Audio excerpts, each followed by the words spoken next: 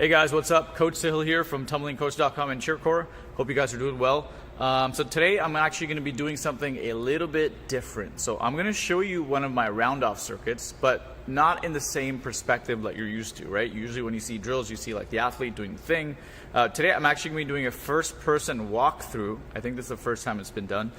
Just so that if you're a coach, you can see what an athlete should be feeling, or if you're an athlete, you can see where you should be putting your hands and feet, and how it actually feels like to go through the skills. So I hope you guys enjoy it, and if you do, put it down in the comment section below what you thought. Do you like this new perspective? Is it weird? I'm just figured out play around with it, so enjoy. All right, so the first drill is called the lunge over reach over for very simple reasons.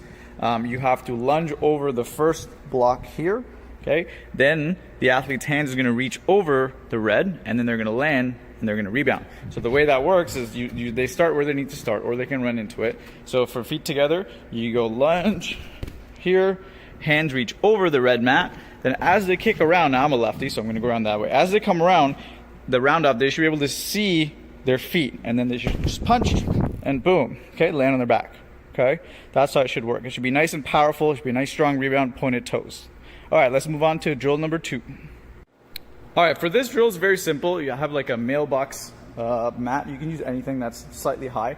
Basically, the point is to have your hands here and round off over in a nice hollow / front support type position, get your feet in front, and then rebound on some kind of a crash mat, safety mat. So basically how that works is, again, just like the first station we had there, we're gonna start with our feet together, okay? Power hurdles, I'm a fan of, but you can also run into it if you like, whatever. So from here, I'm gonna swing, hurdle, reach. Okay, my hands are gonna go right here, okay?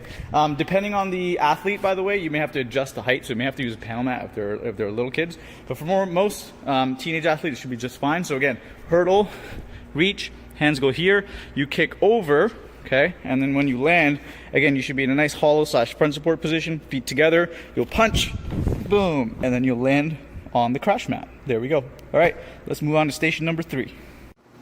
All right, so station 3 is something you may have seen a few days ago on my tumbling page. It's called the alleyway round-off. Very simply, its job is to make sure an athlete tumbles nice and straight, because we all have round-offs, or we've seen round-offs that go sideways. So very simply, have your feet together, okay? I like hurdles again, but you can run through. As you hurdle reach, okay, notice how I'm in the alleyway right now. Then from here, what happens is my lunge happens in the alley. I reach my hands outside the alley. I needle kick. Now, if my legs go sideways, it's gonna smack the mat, and this mat will fall down, okay, which we don't want, but that gives the athlete a visual or a kinesthetic feel. You kick over the round-off will land here, okay, on the edge of the mat. Then they can kind of just rebound, okay? Or ideally, once they're feeling comfortable with the drill, land the round off, back handspring onto this crash mat here. It's also a really good drill to stretch handsprings out. So if they did the round off handspring and the handspring lands here, they know that they can really work on stretching it out. All right, time to move on to drill number 4. All right, drill number 4 is called what goes up must come down. So you just need a simple cheese mat. It needs to be a large cheese mat. Medium or large would work, small will not work, okay, so that tiny one will not work. So basically, I mean, I have drawn a box here so the athletes know where to place their hands, okay. You may want to run into this drill. It does require a little bit of power. So basically, feet together, you do your run, hurdle, okay, hands will go on the block here, they kick over, then the round off lands somewhere uphill, anywhere here is fine. But as soon as it lands, what the athlete has to do is as soon as they land, they have to rebound and then go downhill and hurdle round off again. So power hurdle, regardless of how they entered into it. So let's say I took a 2-step round off from there, I put my hands there, a round off landed here. As soon as it lands, watch what happens. I go punch, and then I hurdle through, and I keep going, and then I can add a back handspring or another round off, okay? All right, let's move on to drill number 5. All right, so this final drill is called a passe lunge over. So you start in a passe position, lunge over, and obviously you go down the cheese. The reason I like this station is because if you have any slower tumblers, the downhill motion gives them a feel of how fast the round off should be going, and then they can attach a handspring or whatever else they like. So basically what you do is you're here. Now I'm a lefty, okay, so I'm gonna start with my left knee up, toe pointed, okay, arms are in front. Basically what I do is I bend this leg and then I hop off the supporting leg. This leg never comes down until it reaches over the gap and gets over the block. So I'm here, okay, I bend, I hop, okay, do my lunge. Then my hands are gonna reach, okay, they'll probably go over on the block here. Then what you wanna do is you want the round off to go over, and it's going to land on the cheese here. okay? Then from here, they can rebound back, right? Or throw a back handspring. The reason I also like this is it forces the athletes to hit the angle that we know they should be hitting, which is toes in front, also known as the positive angle.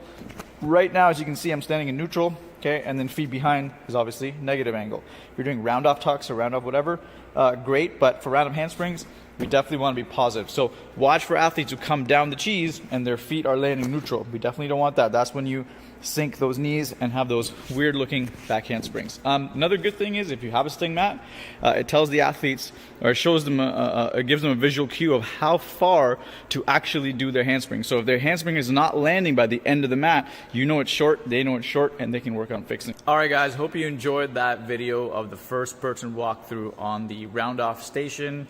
You know, this video is great to give to your athletes so they can kind of see and feel what they actually saw in the video. And if it was helpful, again, put it down in the comment section below. Let me know what you thought. I figured I'd do something a little bit different. And if you want to see more tumbling videos, you can always head to my YouTube channel. If you're watching this on YouTube, please be sure to like and subscribe if you found it useful. And if you'd like to see anything else, if you have any recommendations or requests, again, put it down in the comment section below, and I'll do my best to get it out there. All right, guys, take care now.